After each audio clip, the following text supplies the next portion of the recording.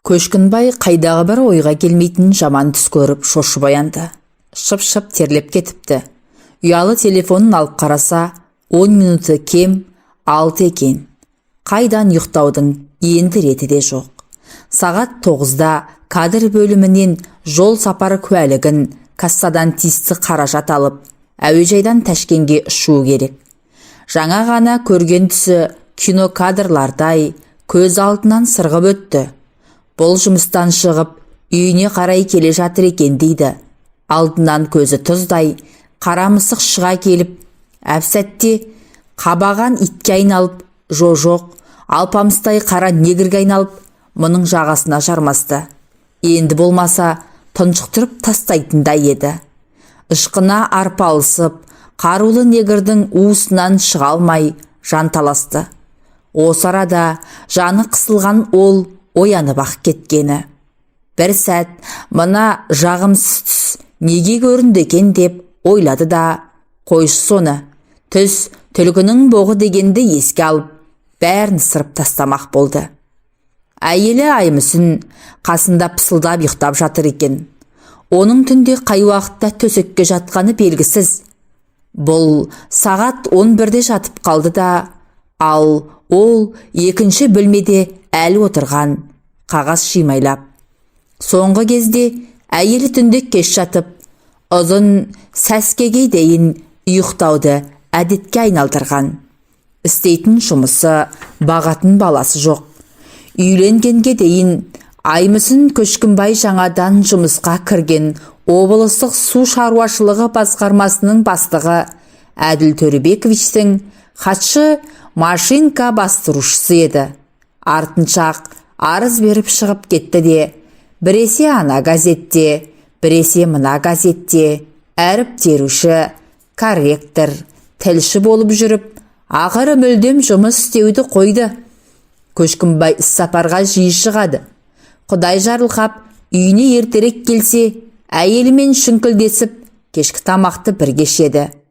Бірақ соңғы кезде осының бәрін ой елегінен өткізіп біраз жатты да, орнынан тұрып, асықпай киініп, жатын бөлмесінен шықты. Жуынып, шайынып, асханаға барды. Шай қойып ішті. Тоңазытқыштан алып бірдеңе жеген болды. Басына тағы біраз ойлар келіп кетті. Үйленген алғашқы сәтте Аймүсін алып ұшып тұрған елгезек қыз еді. Таңертең оянып алған олар аймаласып біраз жататын. Түнгі махаббат ойынын тағы да жалғастыратын. Әзер дегенде орындарынан тұрып, жылы суға шайынып, ертеңгі тамағын ішетін. Әндете жүріп Аймүсін неше түрлі ботқа пісіретін. Шешесінен үйренгені. Бірақ жыл өтер өтпестен бәрі қалды. Ботқасы да, басқасы да. Биыл міне 4-ші жылға айналып барады. Екеуі екі үйдің адамдары сияқты. Кеше ғана олар біраз жанжалдасты. Күн жексенбеді. Көшкенбай әдеттегідей сағат 7-де оянып, тағы да біраз жатқан еді. Сағат 8 болды. Одан 9 болды. Ақыры орнынан тұрып, жуынып алды да сыртқа шықты. 1-2 сағат сандалып, жүріп, қайтып келсе, Аймүсін әлі ұйықтап жатыр. Не істерін білмей, үстелдің үстіндегі ұйқашар сағатты шырылдатты. Әйелі сонда ғана оянып, оған аллара қарады. Немене, енді демалыс күні де ұйықтатпайтын деймісің? Ал сенің жұмыс күнің бар ма еді өзі? Солай ма? Мен жұмыс істемейді деп тиісетін дедің бе? Жатып ішер, масыл дейтін шығарсың. Маған дені сау жұмыс тауып берсең, қашан істеймін деп айттым, қашан істемеймін дедім. Кәнекей, тауып бер, мен де жұмыс істейін. Аймүсін әбден шынданып барып, әзер тоқтады. Бір-біріне айтпағандары қалмады. Бәріне Көшкінбай кінәлі болып шықты. Аймүсін жұмыс істемейтініне де, бала таппайтынына да, бәріне. Тіпті өкіметтен 2-ақ бөлмелі үй алғанына да. Сонда дейсіз ғой, сопайған екеу ғана. Қанша бөлмелі пәтер алу керек еді. Басын біраз қараңғы ойлар қармаған Көшкімбай, апталық жол сапарға деп өзі дайындаған сөмкесін көтеріп мекемесіне келді. Куәлікке қол қойдыруға бастыққа кірді. Әділ Төлебекович мұнымен қол алысып амандасты да отыр дегендей ишара жасады.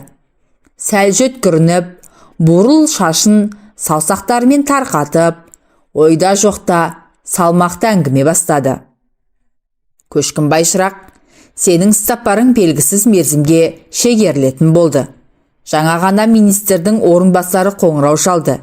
Ташкенде түсініксіз жағдайлар болып жатқан екен. Қайдағы бір террористер қаланың ортасында үкімет үйі жанында бомба жарған ба? Не керек? Елшек арасы тарс жабылып, ешкімді кіргізбей жатқан көрінеді. Кешеден бері бірде-бір самолет қабылданбаған. Көшкімбайдың есіне түндегі көрген түс сап ете қалды. Осыған көрінген екен ғой, деп ойлады. Бірақ оның алдында басқа бір пәлекет тұрғанын әрине білген жоқ. Сен енді айналайын шырағым, алаңдамай өз жұмысыңды істей бер. Жағдай тынышталған соң барып қайтасың, деді қартаң тартқан бастық әдетінше қарағым шырағымды бастырмалатып. Бұған Көшкімбай не дей қойсын? Жол сөмкесін тастап, жұмысқа керекті қағаздарын алуға үйіне келді. Қалтасындағы кілтпен сыртқы есікті ашып ішке кіргені сол-ақ екен. Жатын бөлмеден ыңырсыған дауыс естілді. Өз әйелінің дауысы. Ауырып қалды екен деген ой келді. Дереу аяқ киімін шешіп, сырт киімін шкафқа алды. Мәссаған безгелек. Аяқ астында біреудің келпандай бәтеңкесі жатыр. Ал шкафта түріктің қымбат бағалы курткасы мен аэродром деп аталатын кепка ілулі тұр. Көшкімбайдың жүрегі су ете қалды. Аяғын ептеп басып, жатын бөлмеге жақындады. Баяғы ыңырсу одан сайын күшейген. Оған еркектің ырсылы қосылды. Ақыры бір мезет екеуі де үнсіз қалды. Одан әрі шөлпілдесіп сүйісе бастады. Бәрі түсінікті болды. Бұл үйінен шыға салысымен әйел көңілдесін шақырып алған. Көшкімбайдың қаны басына шапты. Енді еш нәрсеге есеп бермейтіндей халде еді. Бөлменің есігін жұлқа тартып кіріп барды. Анау екеуі тырдай жалаңаш, кең төсектің екі шетінде шалқасынан жатыр. Аймүсін жалма-жан шыңғырып жіберіп, аяқ жаққа сырылып қалған көрпені жамыла қойды. Ал анаусы қарғып тұрып, ішкиімін кимек болып еңкейе берген. Көшкімбай екі-үш аттап қасына жетіп барды да құлақ шекесінен періп келіп жіберді. Әдетте бойын тіктей бергенде кеудесінен ышқына тағырды. Анау шалқалап барып трюмоға соғылды. Адам бойындай айнаның быт шықты. Өзіне өзі келген еңгезердей еркек енді Көшкімбайға тұра ұмтылды. Мұрны қан, бұрғытып қалған қанға қарамай, мұны өшерлене соққылады. Көшкімбайдың аяғы тәлтіректей түсіп, шалқасынан құлады. Басы есіктің қырына оңбай тибесінен танып қалды. Еңгезердей жігіт жақындап келіп, орысшалап боқтап, екі бұтының арасынан бір-екі рет оңдырмай тепті де киініп шығып кетті. Осыдан кейін қанша уақыт өткені белгісіз. Көшкімбай әрең дегенде есін жиды. Көзін ашпай тыңдаса, Аймүсін мұның басын тізесіне қойып алып сипалап жылап отыр.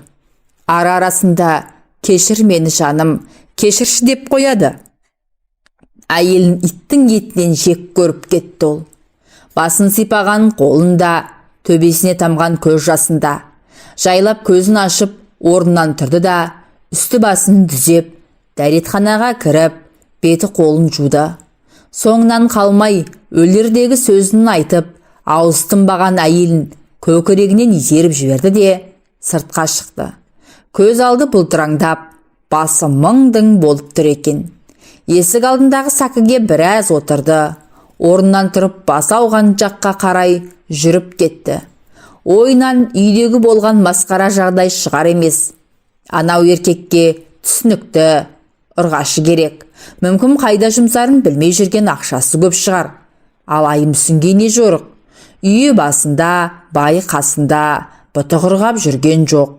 Ойы оңға, санасы санға бөлінді. Мен қай жерден қателік жібердім? Ұрып соққаным жоқ. Көлденең жүріс жасамадым. Тапқан ақшамды алақанына салдым. Қайда жұмсадың деп тексергем жоқ. Баратын жеріне барды, келетін жеріне келді. Жұмыс істе деп қинамадым. Мүмкін осының бәрі қателік болды ма? Көшкінбай сандалып жақ жүрді. Шөлдеп кеткен екен. Жан-жағына алақтай қарап, анадай жердегі дүкен